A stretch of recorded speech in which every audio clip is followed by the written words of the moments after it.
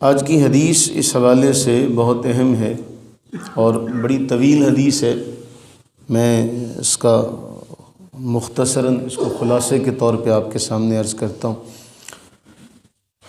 اصحاب سیر نے بھی اس روایت کو نقل کیا۔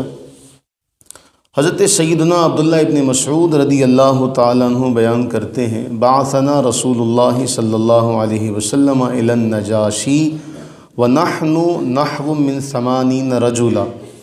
ہم سارے جانتے ہیں کہ ایک تو وہ ہجرت ہے جو مکہ معظمہ سے مدینہ طیبہ کی طرف کی گئی۔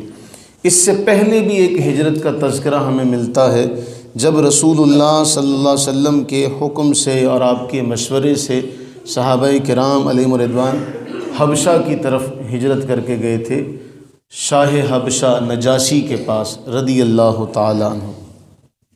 عبداللہ ابن مسعود رضی اللہ عنہ اس ہجرت کا کچھ احوال بیان کرتے ہیں اور فرماتے ہیں کہ ہم تقریباً 80 افراد تھے جو ہم نجاشی کی طرف گئے۔ یہاں ہم نجاشی کے پاس پہنچے، وہاں کفار مکہ کو بھی خیال آیا اور کفار مکہ نے بھی 2 آدمی تحائف دے کر، بڑے قیمتی تحائف دے کر نجاشی کے دربار میں بھیج دیے، اور وہ جب نجاشی کے پاس حاضر ہوئے تو ان کا معاملہ یہ طے ہو چکا تھا کہ جی ہم نے جا کے ان کو واپس لے کے آنا۔ اب جب یہ نجاشی کے پاس پہنچتے ہیں تو نجاشی سے جا کے انہوں نے کہا کہ جی ہمارے بنو ہمارے جو چچا زاد ہیں نا، وہ اپنے دین سے نکل گئے ہیں، ہمارے دین کو بھی برا بھلا کہتے ہیں۔ وہ یوں سمجھ لیں، سادہ سے لفظوں میں کہا، جی باغی کچھ لوگ ہیں جو آپ کے ملک میں آ گئے، تو یہاں آ کے فساد پھیلائیں گے، تو ہم آپ کے پاس آئے ہیں کہ آپ انہیں ہمارے حوالے کر دیں۔ اللہ نے شاہ حبشہ کو عقل و فراست سے نوازا تھا، فہم سے نوازا تھا۔ نجاشی نے کہا کہ ایسے تو نہیں ہو سکتا کہ میں انہیں ایسے ہی تمہارے حوالے کر دوں، پہلے میں انہیں بلاؤں گا، ان سے پوچھوں گا، کچھ معاملات جو ہے وہ سامنے آئیں گے تو اس کے بعد فیصلہ کروں گا۔ نجاشی نے ان مسلمانوں کو بلا بھیجا۔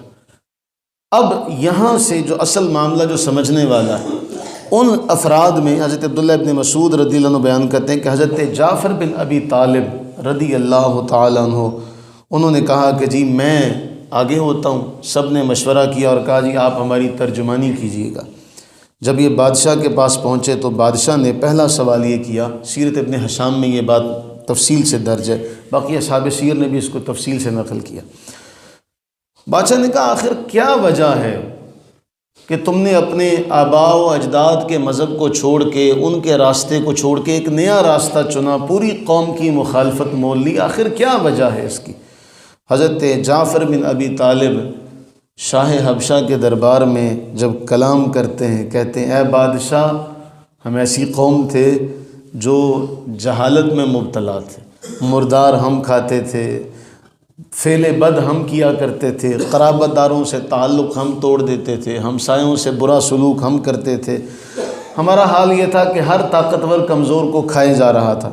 اس حالت میں ہم لوگ تھے کہ ہم میں اللہ تعالیٰ نے اپنا رسول مبعوث فرمایا، اور اس کی عالی نسبی، اس کی سچائی، امانت، دیانت اس کا ہمیں پہلے سے معلوم تھا۔ اس نے ہمیں ایک دعوت دی، قولوا لا الہ الا اللہ تفلحوا، کہہ دو کہ اللہ ایک ہے، اللہ کے سوا کوئی معبود نہیں، تم کامیاب ہو جاؤ گے۔ ہم نے اس کی دعوت کو قبول کیا، سارے بتوں کو، سارے پتھروں کی جو ہم پوجا کرتے تھے اس کو چھوڑ کے ہم ایک اللہ کے سامنے سجدہ ریز ہونے لگ پڑے۔ اس نے ہمیں سچ بولنے کا، امانت میں خیانت نہ کرنے کا، قرابت داروں سے اچھا سلوک کرنے کا، ہمسایوں کے حقوق ادا کرنے کا، اسی طرح حرام سے بچنے کا، جھوٹی تہمت سے بچنے کا ہمیں حکم دیا۔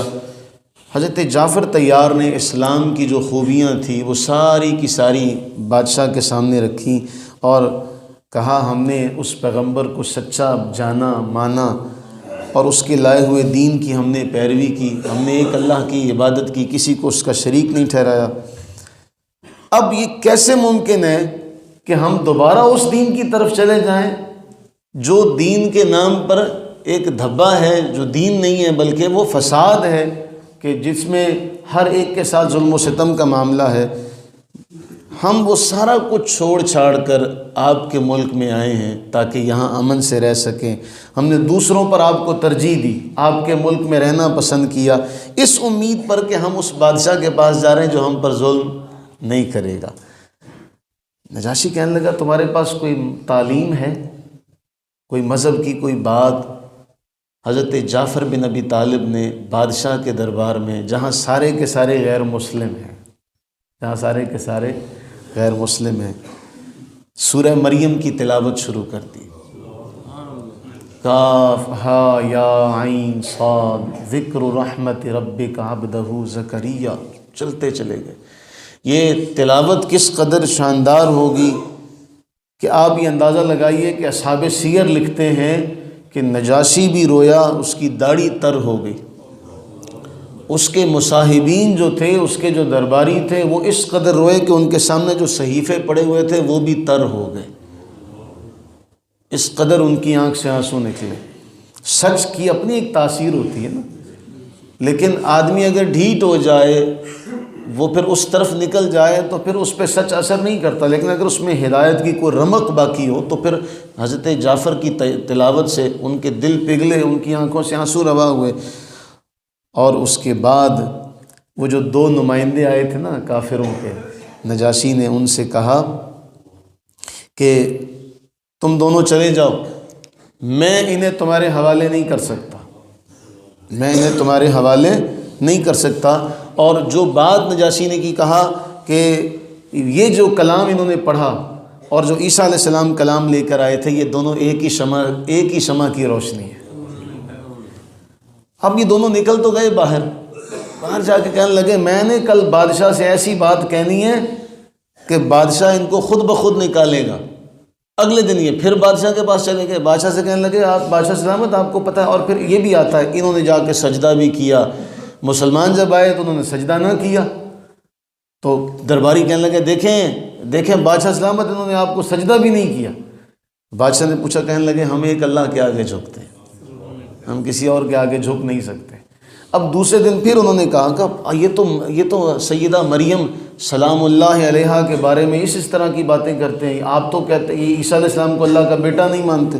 اگلے دن پھر بادشاہ نے بلا لیا، حضرت جعفر سے سوال کیا۔ حضرت جعفر فرمانے لگے ہم عیسیٰ علیہ السلام کے بارے میں وہی بات کہتے ہیں جو ہمارا رب کا فرمان کہتا ہے، کہ وہ اللہ کا کلمہ ہے، اللہ کے خاص بندے ہیں، اور اللہ کا وہ کلمہ ہے جو اللہ نے کنواری پاک دامن بی بی مریم سلام اللہ علیہا کی طرف القاء کیا تھا۔ وہ اللہ کے بندے ہیں، اللہ کے رسول ہیں۔ اب اس کے بعد آپ یہ اندازہ لگائیے کہ شاہ حبشہ نے ایک تنکا اٹھایا اور تنکا اٹھا کے کہنے لگا اللہ کی قسم جو کچھ تم نے حضرت سیدنا عیسیٰ علیہ السلام کے بارے میں کہا ہے نا، اس تنکے جتنی بھی تم نے کمی نہیں کی، اس کا بھی تم نے خیال رکھا کہ اتنی بھی اس میں خیانت نہیں ہے۔ جو کچھ تم نے کہا بخدا وہ ایسے ہی تھے، بخدا وہ ایسے ہی تھے جس طرح تم نے کہا۔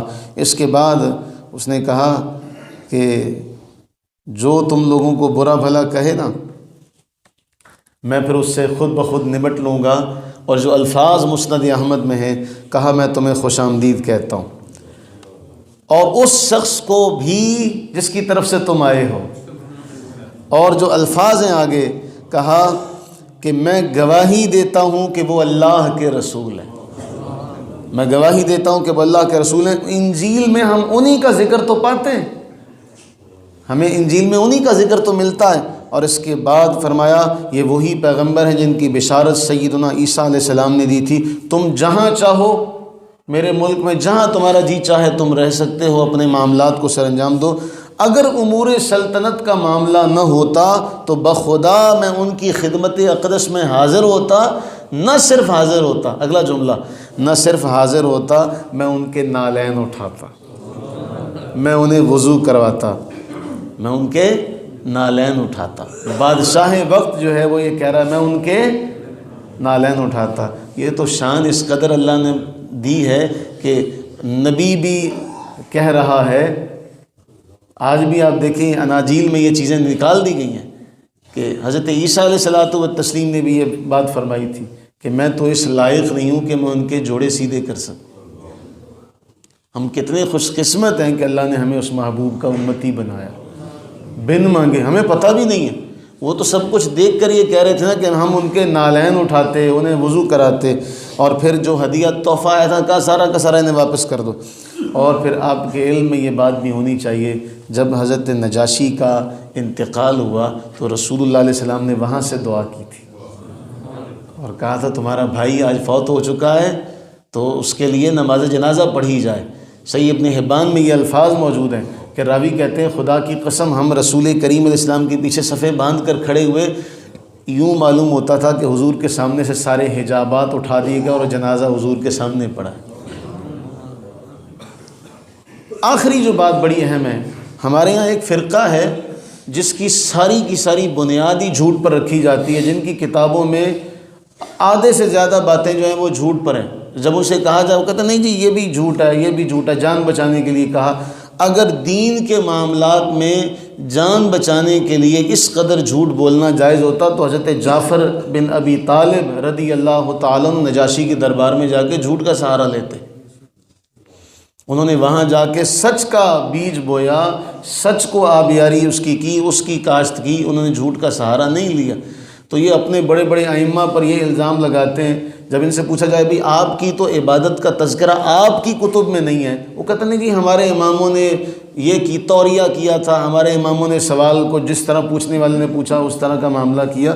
تو یہ سارا کا سارا الزام تو ان ائمہ پر جاتا ہے، معاذ اللہ ثم معاذ اللہ۔ تو بہرحال اللہ سے یہ دعا کریں کہ باری تعالیٰ ہمیں رسول کریم علیہ السلام کی سچی محبت عطا فرمائے اور ہمیں ہر معاملے میں سچ کہنے کی، سچ پر کاربند رہنے کی توفیق عطا فرمائے۔ آمین ثم آمین۔